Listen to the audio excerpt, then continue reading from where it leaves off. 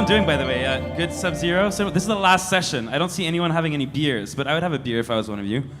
No? No one looking for beers. Okay, well, maybe they're not here. But okay, we're ready. Yes. So you have yeah, you need to, yeah. So you'll have 5 minutes, including Q&A from the audience. The point is, that I want you guys to be really attentive and ask some really good questions. So at a 4.5 minute mark, you'll know when maybe you want to stop and then use the rest of the time for questions. Okay. We can go over because there's a bunch of projects that submitted that I don't see here. And so by the way, if you are working on something and you want to demo something, you'll have, again, 4 minutes to show something, take the stage. And yeah, why don't you take us away? Okay, ready? Thank you. Cool. Hi, everyone. I know, well, what I'm going to say is going to be really strange because my name is Kyle. I'm BD from Lollipop, and we are doing this network extension services for Solana. So, right, for Solana, you hear it right. So why I'm still here? Well, I will cover that part in later. So let me give a little bit introduction about ourselves and about network extensions. Actually, this concept has been raised by Austin Federa like a couple of weeks ago. Basically, they want to define layer 2 things on Solana and give it a new name. So what is that? What exactly is network extensions and how it is different from all the current layer 2 solutions we saw on Ethereum?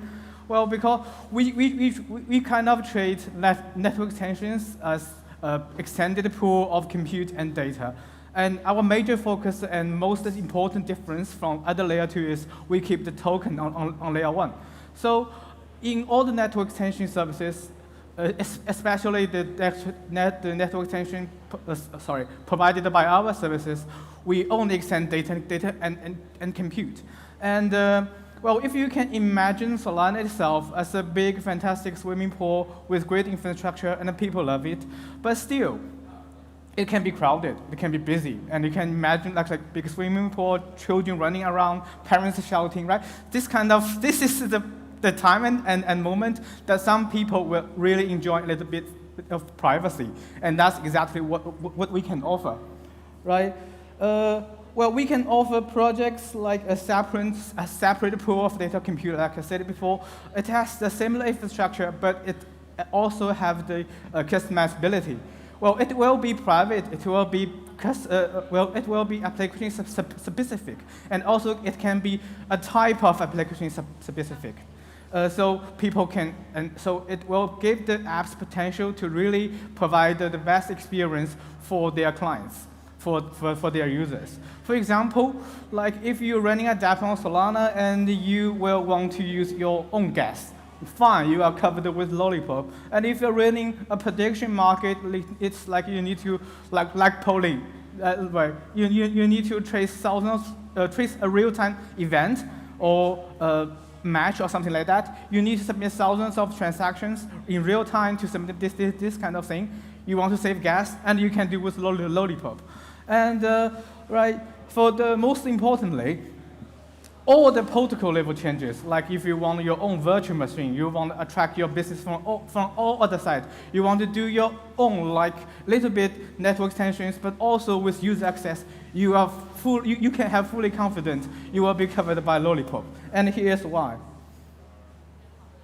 Let me show this slide directly. You can see James here. Right? That's why I'm here. Because Lollipop is going to use James as a platform for share sequencer for DA and status validators. These are smart contracts. Well, we are not going to launch our own parachain. We're going to deploy these contracts directly on James network. Why?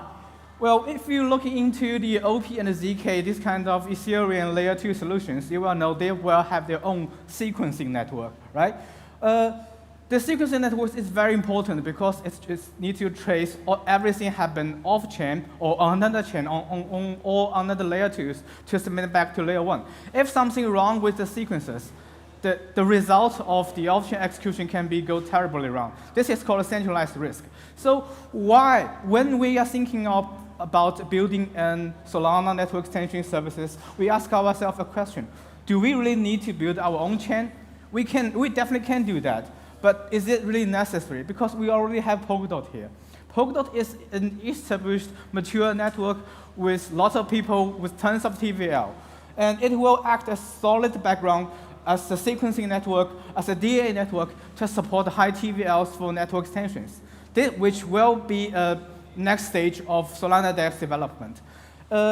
You can see from here, this is our Lollipop's off-chain execution node. It's a modified Solana client with sparse Merkle tree. So you have already know that Solana does not have global state tree because it has full proof of history. So it makes sense for them.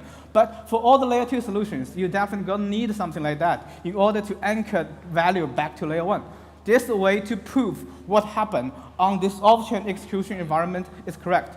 So we know there are smart contract call, there are transactions, and the result of such smart contract call and transaction is state changes. And we're using sparse Merkle tree to generate a state root, and it's a big to Solana layer 1. And yeah, it's time already? I give you 2 more minutes. You're the first to go up, Let me just finish this James part. So, and meanwhile, we can using the, we want to see James, come on. Anyway, let me continue. Yeah, it goes back. So, the sequencer, shared sequencer on Gen will do the sequencing job to make sure every input is correct and people cannot be tampering with it. So we also have DA. DA is the another smart contract we're going to deploy on Gen. It will tracking all the raw data by the initial user request and initial execution from the off-chain execution node, and then using as a source of proving for our validators, which is also come from stats validator on Gen. This set validators is a validation task distribution platform. It can cut big validation tasks into lots of small pieces and distribute it to lots of different validators. You can run, our Lollipop validators, and meanwhile being an Ethereum node. So yeah, basically that's all the structure, and basically that's why here. I think we are not only project doing this kind of similar job. We all know about the Hyperbridge, right? It's quite a topic recently. They're using a parachain to do verification layer for the cross-chain interoperabilities. Okay, I think maybe now is the time I have to cut you off. Yeah, so we can leave the laptop, but yep. So now time for questions. So any questions? So yeah, any questions? Questions on Yeah, please do. Building yep. Here. Yeah, okay. So I don't understand any of that, but the TLDR is it's like an execution layer where you can invoke Solana stuff from Jam or vice versa. Sorry, I didn't quite get it. So I think the comment here is, can you give us a TLDR, one-liner? What is it you're building? Well, we provide the layer 2 solutions for Solana dApps, which this kind of layer 2 is called network extensions. And we're using James as a sequence and a DA network to connect these layer 2s back to Solana layer 1. That's our job, and that's why I'm here.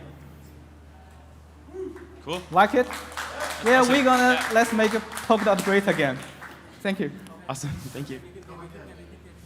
Okay, so we have, yes. And, what was that? Okay, so, I have it here for you. Yeah, so next project up. And if anyone wants to also present something, we have one more slot left. Yeah. Oh yeah. Cool. You're ready to go. Cool.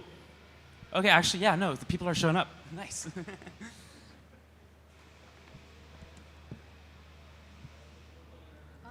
Yeah, I find it very cool that you guys are building a solution for the Solana ecosystem using Substrate. How cool is that? No. I think that's what brings us together here at this conference. So very stoked to have this kind of project present. Wow. Crickets. Fantastic. Okay. Oh, hello everyone. Yep. Okay. Yep. Let's put the timer on. Let's give you 4 minutes. Okay. For sure. I'll keep it in time. And so I'll let you know when you have at the 3-minute mark. Okay. Cool. Hello everyone. Myself Sachindra, and I'm building NetCPO. We are building a social deep-in to transform the web. And so currently the problems are that there is a lot of censorship that is growing up in the digital space, and there's a lot of insecurity when you're connecting to public Wi-Fi, as that's going to be more and more mainstream. And as we talk about sharing economy, sharing your bandwidth and compute, there is a lot of unreliability that exists. So we took an approach to solve this problem from a protocol standpoint. So we're building a DVPN protocol that is more geared towards privacy. And you have a DWi-Fi integration on top of it so that you do not share your IP address with the person who is going to be accessing your network. And of course, we are empowering this from a standpoint which is more social. I'm going to talk more about it. But the way we are building it is not something we are building everything from scratch. We don't have this invented here syndrome. We are using P2P to kind of like do device discoveries, and we are using NFTs for allowing people to connect and to provide subscription. Also, NFTs help in creating a friend-to-friend network, rather than creating a public P2P where you don't know who is anonymous and who you particularly know. We are using WireGuard for VPN, and we are using multiple networks, and of course, we are exploring parachains. We don't want to create another layer 1 or layer 2 for that matter, but we want to go where users actually are, and that's what we are using the protocol smart contracts to settle the data. So the way it works is like there are various types of node configuration. You can run a mini to micro node and a standard node where you can also deploy applications in a private network while sharing your bandwidth and compute from the device that you're connected with. So I've got this quick little demo. So yeah, this is how you run a node, and then you basically, it asks you which chain you want to work on, and then once you have, the installer automatically takes care of it, and you can actually see the node that you have been running across multiple network, and you'll be able to see the IP address, the clients that are connected, and you can connect to, currently we support EVML2s and few more networks, but you will be able to see how many NFTs you have, and based on NFT gating, you will be able to connect to network. So here's things get interesting. We do not we are not offering anymore our own NFT subscriptions. We work with existing communities, and we help them create social impact driven, based on the NFTs that they hold. They will be able to offer their users access to VPN and of course Wi-Fi. So just by holding your favorite monkey picture NFT, you will be able to connect to our network. And that's why we work with communities, and that's where the social deepin comes into play. We also support Wi-Fi integration, where you can run the node on your local network and showcase that particular device which exists, and people can connect to the Wi-Fi, and then they can settle the data that was being consumed.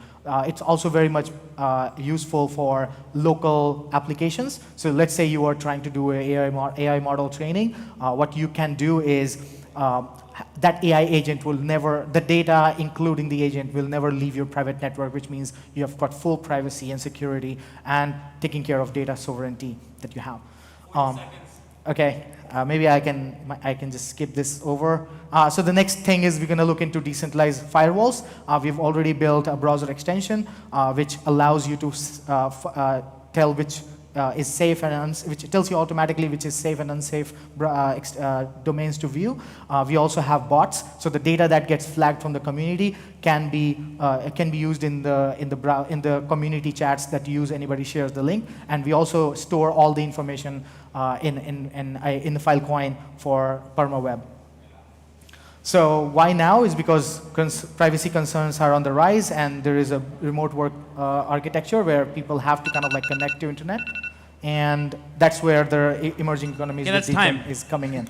Yeah, so this was pretty much about us, and you can look us up on social media on NetCPO, and that's pretty much it. Thank you very much. Sweet. Okay, so we have some time for questions. Let's give 1 minute for questions. Any questions? Yeah, a lot of questions. Ooh, so many mics. Thank you. So so you're using NFTs, and also there's like a risk inherent in the nodes that run the VPNs, that provide the VPNs. So how do you provide privacy from, for example, being de-anonymized by the VPN nodes? If somebody connects to VPN node, how do you provide privacy, you mean? So when you have a VPN network, the nodes which provide the VPN, so the nodes that the consumer connects to, right, would be, in theory, be able to de-anonymize them, and especially if you're using NFTs. Like, how do you get around that problem? Shielded addresses, that's a perfect example. That's what we're working on. So you'll be able to prove that you own the NFT, but at the same time, the connection, that the on-chain data that goes on to the smart contract will be done through shielded addresses. So you will not be actually using the same wallet address that holds the NFT to transact on the DVPN network. Also, there are various node configurations where the private network, you will be able to only share that access with people who you trust. So that's why I said like there's a friend-to-friend network where you can create a private P2P cluster where you can drop the NFT to your holders and then only they can connect. So the node providers would then just be your peers. They wouldn't be a professional service. So yeah, I mean, that's what so rather than becoming another DVPN company, we want to work with existing communities that want to add more utility to their users, to their NFTs and more utility to their token holders. Sounds very cool. Let's talk after. Yeah, that's what. There's a question and yeah, here. If you are working with an ecosystem who are focusing on communities, Just for the please sake of talk to time, us. we'll just take one more question, Yeah, and sure. then we can chat later. You guys can Yeah, totally yeah, connect I'm after, here. yeah? Yeah, sure. Yeah, I think you mentioned AI agent, right? I mean, in terms of the data accessibility and Yeah. trying to make it privatized, right? Correct. Can you expound it more, that part? Because you missed, some of, Yeah, so right now we are on the bandwidth and compute side, but let's say you are creating a private network where, so you've worked with LLM models, right? So there are certain things that LLMs have been told not to kind of respond to, a specific image generation or even like talks about. But let's say it's your own open source, let's say there is your own open source model that you have trained on. You don't want to train it on someone else's server, and at the same time you don't want anybody else to interact with it or corrupt that data. So the way you would be running a node, on the VPN itself, which you are the node. I mean, I'm talking from a perspective of a node operator. So you would also run an LLM node, and you will allow people to kind of interact with it, but only who you trust. Okay, So that's how it would I work. think there should be like some sort of a concept of unlearning in terms Unlearning, of that. okay. Because I mean, when you think about training your AI agent, right, there's might be like an existing data that has been trained on, right? Maybe it could be like another chain somewhere else and put in there. What if we unlearn that specific AI agent? And then from there, we try to privatize the data that was from the client, and then now they can ensure that they cannot access this because you unlearn it first. So I think that's something that maybe your team could probably like check it Absolutely, out. absolutely. I didn't come across the term called unlearn, so Yeah. definitely I'm going to have to learn that to how to do it for sure. But yeah, that's a very interesting type. Yep. All right, guys, thank you so very much. Thank you. And we'll have our last demo of the day. Thank you, man. Thanks. Do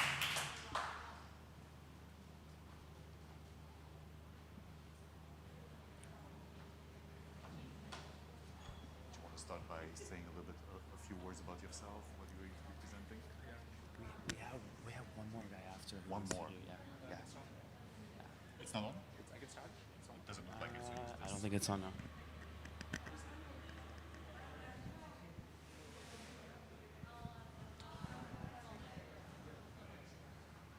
Try it. Can you connect him? Connect his mic? Yeah.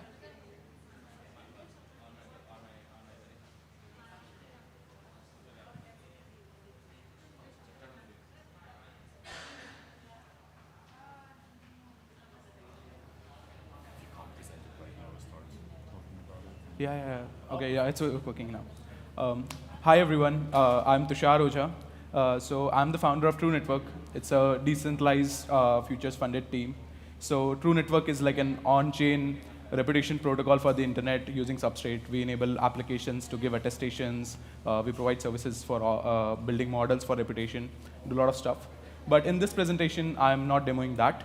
So while working on True Network, we realized there are important, much more bigger problems that needs to be addressed in the space. And this is something that a lot of ecosystem teams would agree me on this. So I'm really excited to present Avatar Accounts.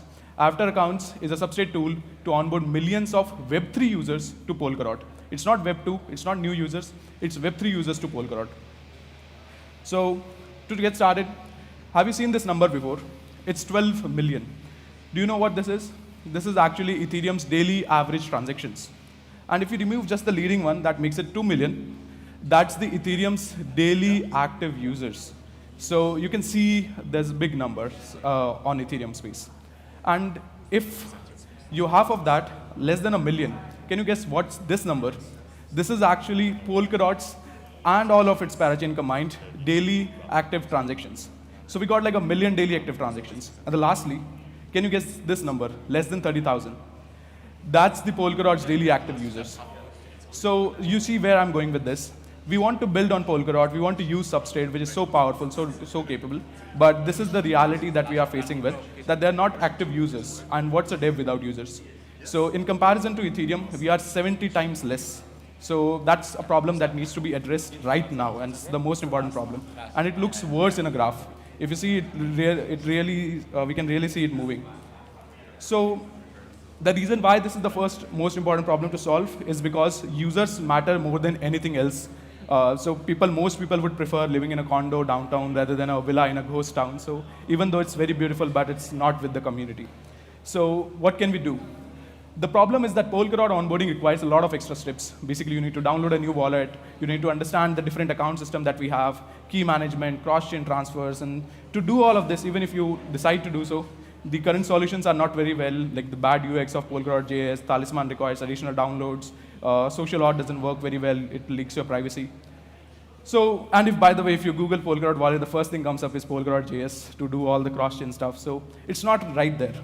So that's why I'm really excited before that. So ideally summarizing, there's Ethereum users, 12 million of them, who wants to try Polkadot, but there is a wallet garden which is stopping them to use it. That's called Polkadot JS. What can we do about it? So introducing Avatar accounts, onboarding Ethereum users to Polkadot in seconds. So basically no downloads required, one-click interaction, a keyless Substrate account for these users, which is consistent across all dApps on Polkadot, no matter which parachain. So basically how it works is that users from their existing EVM wallet can sign a message that the action that they want to do. In the image behind me, you can see that I'm trying to invoke remark with event. And this, I just have to sign this message. A keyless account will be generated, which will be managed by this EVM wallet, and will do this transaction on chain, and the signature verification does that. So it's like bringing 1 million users on Polkadot from the places where Polkadot was not invited, like Farcaster and all that. Let's take a quick demo if we can. So this is, once this loads, this is basically a Farcaster app. So Farcaster has something like Frames. It's an Ethereum popular native app with 50,000 daily active users, much more than all the parachains combined. So you see that I built this frame, and what's happening here is that I can write a remark here, something like any message. So I can do something soon. So like, hey, this is demo time or something. And what happens is, as soon as I click on the sign remark button, it basically opens my existing EVM wallet, which is, in this case, MetaMask. And I have to just sign the message that, hey, I authorize this action. And this is the call hash. This message gets signed. The transaction goes to the Polkadot chain, which is running this pallet that any chain can now enable. And this transaction is in process, and it gets confirmed pretty quickly.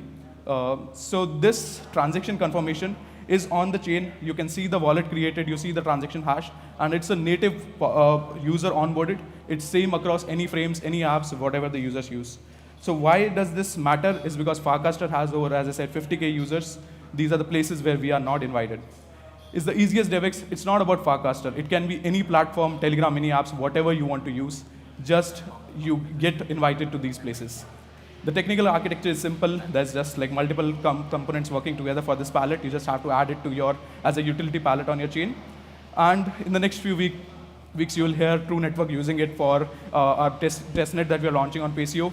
And there will be much more ecosystem I hope people will use after this. Lastly, that's it. Thank you. Yeah. Thank you so much. Just leave a little time for questions. Maybe there's some questions from the audience. Well done. Do you have a question?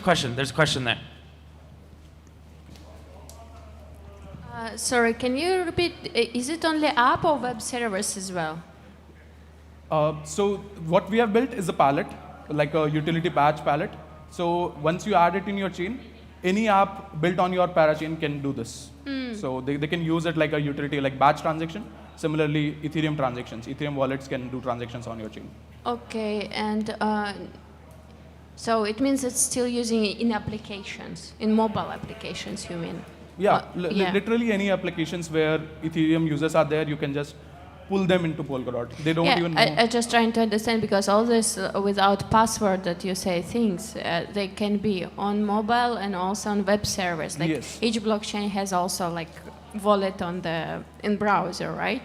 So, and I wanted to ask, like, if you use like something WebAuthn to reduce this password passwordless or no? There's no password required. It's like you sign from your EVM wallet. So if Yeah, it's just sign with wallet, that's all. So it's Yeah. connected. Th- And there's with no wallet, private key. you can use like Face ID or something? No? Yeah, everything, all the innovation that happens on EVM wallets is directly onboarded. So it's just like you sign a message from your EVM wallet, and the account created is keyless. So there's no private key, no key that you have to manage, remember, or anything. It's a wallet created on the chain. Whenever you sign the message, whatever the action you wanted to do will be done on the Polkadot chain. So it's like completely managed through this EVM wallet. So you don't install anything, you don't maintain a password, you just maintain your EVM wallet that you already have, like MetaMask or anything. Yeah, okay, good, thanks. All right, thank you so much. Thanks so much. You guys probably know that yesterday saw the launch of Hyperbridge, Polytop's Hyperbridge. Well, today we have Snowbridge V2, which is going to be presented by Vincent. Cool. Vincent, Hello. take it away. Hello. Hey, everyone. Cool. Yeah, so this is fairly unprepared, only a 5-minute slot. I just wanted to talk about some new features we're developing. So some background, Snowbridge has been running for like a few months. You can send assets from Ethereum to Polkadot and vice versa, and like direct integrations with Mythos, send Mythos tokens back and forth. In the pipeline, we've got integrations with Hydra, Hydration, and Bifrost. But moving into the future, what we've seen is that our bridge is too expensive. It's limited like functionality. Like you can only transfer ERC20 tokens from Ethereum to Polkadot and back, and it's still fairly expensive due to the light cloud technology underpinning our bridge. It costs a lot to operate. So with Snowbridge V2, we've got a whole bunch of new things which I want to show you. This new API in particular, actually. It's a bit technical. It's called V2 send message, and this is like the single entry point to send things from Ethereum to Polkadot in V2. So we worked with the XCM team in Parity to enable a lot of this stuff, especially in XCM v5. A lot of the stuff we wanted to do simply hasn't been possible in XCM 4 and version 3 until now. So when this comes out, basically you can send tokens, you can send NFTs, you can even just call arbitrary extrinsics on any parachain using this entry point. And the way it works is that you pass an XCM parameter and like an array of asset specs, so ERC20s, NFTs, native Ether. That XCM is then executed on Asset Hub, Polkadot Asset Hub, to either do anything to like deposit those assets into some account, or to like forward those assets to some other parachain, such as Hydration and Bifrost and so on. And by composing Snowbridge and the Polkadot Kusama bridge, you can also send assets and transact calls to Kusama. So those features will also be unlocked with this when it comes out. It's also going to be much cheaper. So in version 1 of Snowbridge, fees were calculated on-chain. And because they're calculated on-chain, there's a lot of buffer to cover fluctuations, exchange rates, and so on. And we're kind of locked into that due to the design of XCM at the time.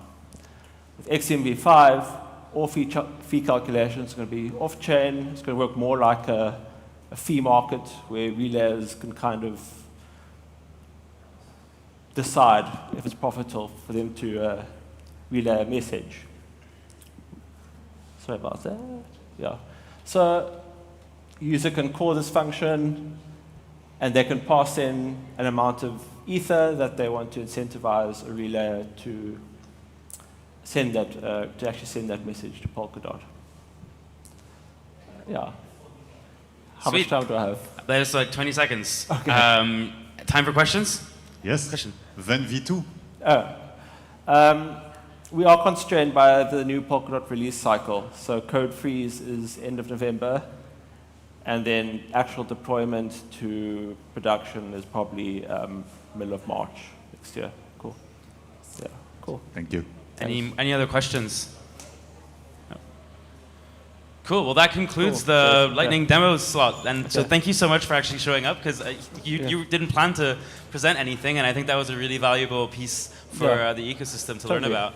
Yeah, thanks so much, Vincent. Thanks for having me. Cool. So that said, I'll give it over to Indico to close off the stage. Thank you, everyone, for attending. And I hope that you've had a wonderful Sub0 day one. And I'll see you upstairs in the hackerspace. We're going to announce the challenges, the winners of the challenges. But thank you. Well, Sasha did it also. But anyways, thank you so much for coming in. Hope you enjoyed. And hopefully we'll see you again tomorrow for more demos and more interesting stuff. See you guys.